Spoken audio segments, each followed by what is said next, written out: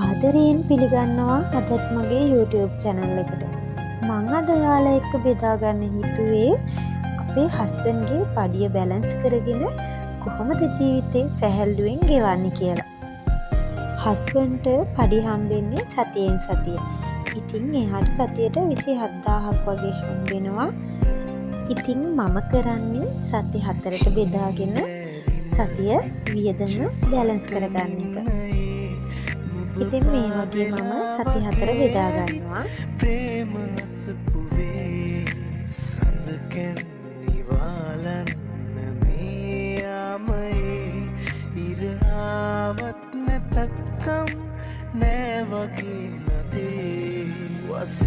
මම ඔයාලට කිව්වනේ හස්බන්ඩ්ට පඩිය සතියට 27000යි කියලා.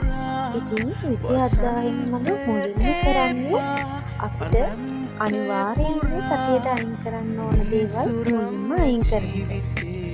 ඉතින් අපේ වාහනේ ෆිනෑන්ස් එක තමා අපේ මූලිකම අරමුණ. ඉතින් ඒකේ වාරිකේ අපි සතියට 12000ක් අයින් කරනවා. ඒක මුලින්ම අයින් කරනවා. ඊට පස්සේ සතිය සීට්ටුවක් තියෙනවා 3000ක. ඒකත් අපි මෙන්න මේ වගේ මම වෙන් කරගන්නවා. ඊට පස්සේ අපිට 12000ක් ඉතුරු වෙනවා. මේ 12000න් තමයි අපි කෑමට, බීමට, බේත් වලට, තෙල් වලට අයින් කරගන්නේ. ඉතින් මම 7000ක් අයින් කරනවා කෑමට, බීමට. ඒ කියන්නේ එළවලු, කුළු බඩු ඒවා මොනවා ගන්න. 7000 මෙතනින් අයින් කරාට ඉස්සරහට කියන්නම් අපි 7000ක් ඇති කියලා අයින් කරන්නේ ඇයි කියලා. ඉතුරු 5000න් මම තෙල් වලට, ඊට පස්සේ ලයිට් බිල් වලට වගේම ඉතුරු කරන්න පොඩි ගාණක් අයින් කරනවා. ඒ වගේම තමයි රුපියල් 1000ක් මම බෙහෙත් වලට හදිසියට කියලා අයින් කරනවා. ඔයාලා විශ්වාස කරන එකක් නැහැ, ලයිට් බිලට ඇත්තටම අපිට එන්නේ මාසෙට රුපියල් 1000යි. එම් නැත්තම් 1000ට අඩු ගාණක් වගේ තමයි එන්නේ. ඉතින් මම පළවෙනි සතියේ 500කුයි දෙවෙනි සතියේ 500කුයි දාලා තමයි ලයිට් බිලට 1000ක් අයින් කරගන්නේ.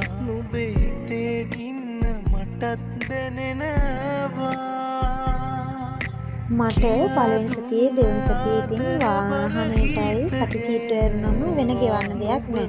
ඉතින් ඒක නිසා මම පළවෙනි සතියේම ලිස්ට් එක තමයි දෙවෙනි සතියට දාගන්නේ. මේ සති දෙක තමයි මට අමාරුම සති දෙක. ඉතින් මුලින්ම පළවෙනි සති දෙකේ වගේම වාහනේ ෆිනෑන්ස් එකටයි සති සීට්ටුවයි මේ වගේ අයින් කරගන්නවා. ඉතුරු 12000න් මම 6000ක් වගේ තමයි වියදමට දාන්නේ. ඒ කියන්නේ බඩු මුට්ටු ගේන්න. මොකද අපිට පළවෙනි දෙවෙනි සතියේ බඩු ගෙනාවහම තුන්වෙනි සතියේ ගොඩක් වෙලාවට ගේන්න වෙන්නේ එළවලු, කරවල මාළු වගේ විතරක් නිසා. ඊට පස්සේ මට 6000ක් ඉතුරු වෙනවා. මේ 6000න් තමයි මම 1300ක් අයින් කරනවා. මම බඩු සීට්ටුවක් දාලා තියෙනවා ඒකට. ඊට පස්සේ ඉතුරු 5000 තමයි තෙල් වලටයි, ඉතුරුන් වලටයි, හදිසියට ගන්නයි, අවුරුදු shopping වලටයි අයින් කරන්නේ. ඉතින් මේ සතියේ ලයිට් බිලට දාන්න ඕනේ. ඒක නිසා මම වතුර බිලට තමයි අයින් කරන්නේ. වතුර බිලට එන්නේ අපිට රුපියල් 400යි. මොකද ගෙදර නල ලිඳක් තියෙනවා. එතකොට නාන්න කරන්න අපිට ගෙදරින් වතුර යන්නේ බොන්න විතරයි අපි පිට ලයින් එකෙන්, පාර ලයින් එකෙන් ගන්න. ඉතින් ඒකට මට එන්නේ 350 400ක් වගේ. මේ තියෙන 4 වෙනි සතිය. මේක තමයි ඉතින් ඊළඟ අමාරුම සතිය. මේ සතියේ වෙනද වගේම වාහනේ ෆිනෑන්ස් එකටයි සති සීට්ටුවයි අයින් කරනවා.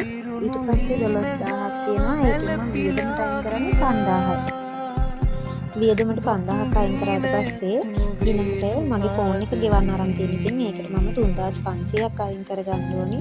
3500ක් අයින් කරාම මට ඉතුරු වෙනවා 4500ක්. ඒ 4500 තමයි මම ඉතුරුම් වලට, පෙට්‍රල් වලට, ඒ වගේම හදිසියට ගන්න ඒවට අයින් කරන්නේ. හරි. ඉතින් ඔන්න විදිහට තමයි මම පඩිය බැලන්ස් කරන්නේ. දැන් ඔයාලා අඩුවෙන් වියදම් කරන්නේ ඇයි කියලා බලනවනේ. ඉතින් මෙන්න මේක තමයි හේතුව. මම මෙතන දාලා තියෙන්නේ දවස් 6ක පඩිය. ඒ කියන්නේ 4500 ගන්න දවස් 6ට. අපේ හස්බන්ඩ් සමහර වෙලාවට දවස් 7ක් වැඩ කරනවා.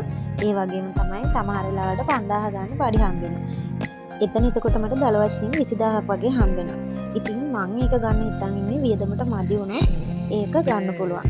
ඒ වගේම තමයි අපිට හදිසියේ පාට යනවා. ඒවට මේවට ඉතින් මේක ගන්න හිතාගෙන තමයි මම අයින් කරන්නේ. ඉතින් ඔන්න ඔය විදිහට තමයි අපි ණය වෙන්නේ නැතුව හරිම සැහැල්ලුවෙන් අපේ පඩිය බැලන්ස් කරගෙන ඉස්සරහට යන්නේ.